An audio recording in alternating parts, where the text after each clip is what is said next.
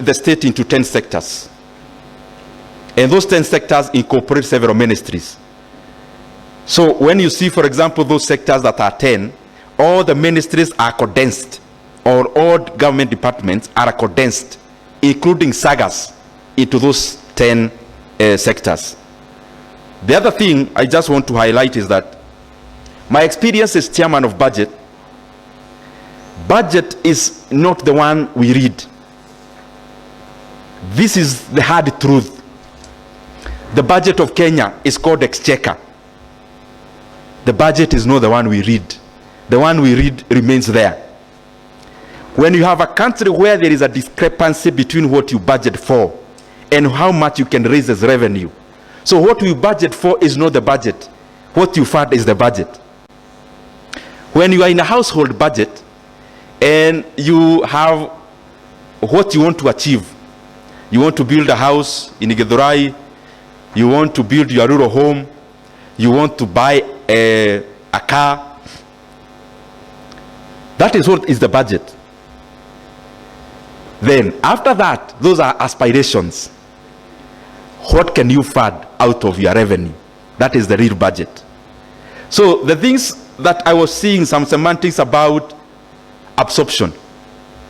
That word called absorption, you need to actually juxtapose it from absorption to not funded. Those nice words about absorption and absorption, it basically means more than 95% that those programs were actually not funded by the close of the financial year. Those words around absorption, the problem is that the responsibility is left with the accounting officer, the responsibility to explain.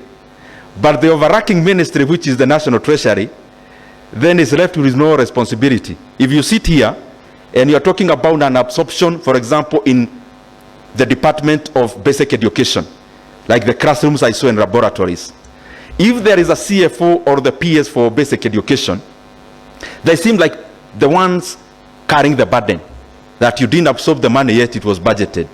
That is not the truth.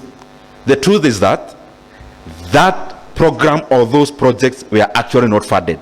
So that I have seen part of managing our country's economics is communicating things as they are, so that people's expectations are aligned to what can be delivered and are aligned to what is possible. There are just a few other things I want to highlight. One is the budget. The budget that we know in terms of the expenditure side. If you could have followed the presentation here, BPS level